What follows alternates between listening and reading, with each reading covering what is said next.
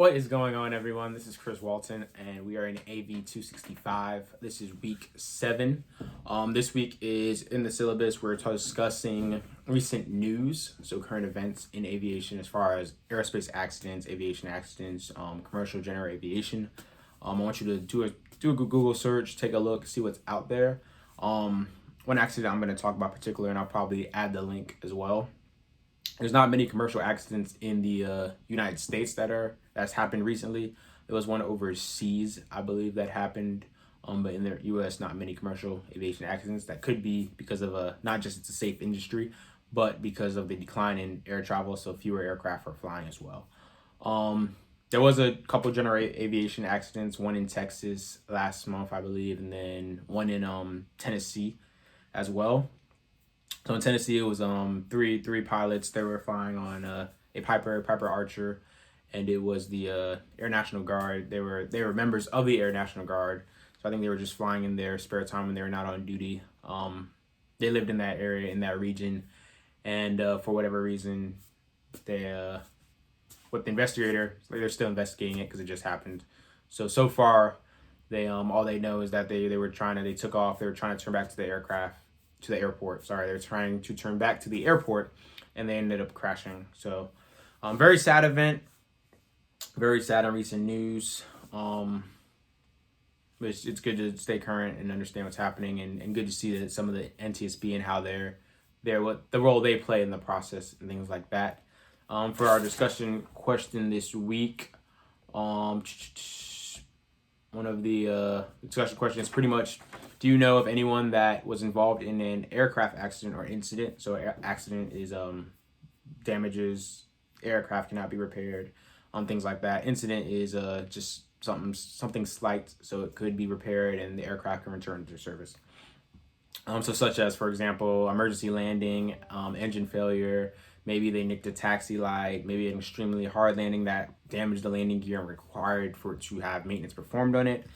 Maybe a bird strike, that sort of thing. So either commercial, general aviation. If you know somebody that was in a commercial aircraft accident, that's impressive, and I would love to hear about that. But particularly general aviation, if you know of anyone, family, friend, another pilot friends, pilots at other universities. I know of a couple off the top of my head. I know about maybe 3 that happened, not at AV265, but from colleagues and former friends, students that used to attend AV265.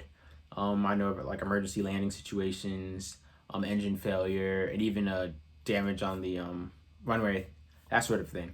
So describe the situation. This is just a discussion prompt. Describe the situation.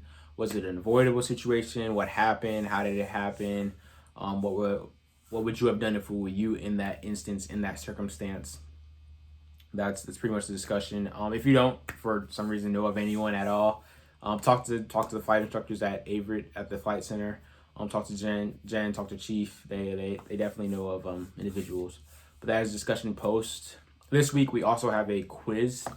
So last week I think I said we were gonna have a quiz this week. This week we have a quiz. Some of it may be material we covered. Some of it may not be material that we have not covered, but it's all aviation accident investigation related. It is an open book, open internet quiz, so you can use whatever resources you have available to you. I believe it's 9 questions, 10 or 9 questions. You have 120 minutes to complete it, plenty of time, and it's one attempt. So take your time, use every resource you have available, and you will do fine. Other updates. This isn't aerospace accident investigation, but just part 139, airports operators. So I work at Newport News International Airport. Last week we had the President Trump. He came to, not the airport, to Atlantic Aviation to do an event, campaign rally. So I was here.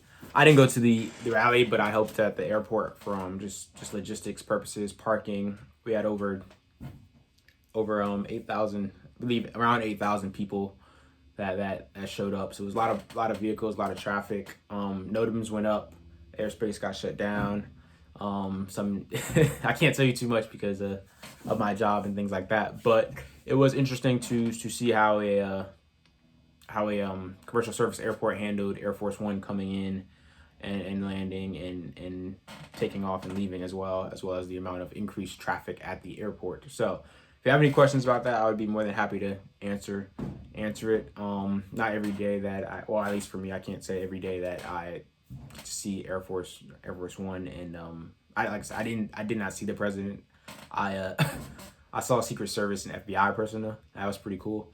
But I did not see the president. So, but it was still experience being able to like I said, a lot of logistics involved, a lot of behind the scenes stuff as far as the airport and making sure not only that everything's operating safely, smoothly, and efficiently, but also that commercial service can, because as soon as Air Force One left, then everything had to be cleaned up and moved out.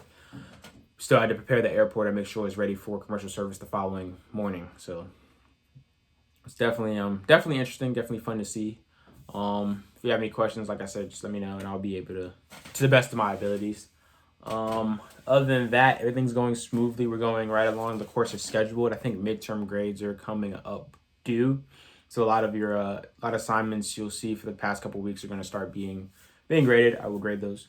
Thank you for submitting them. If you have any questions, you have my email, and I look forward to hearing from you. It's Chris Walton. Take care.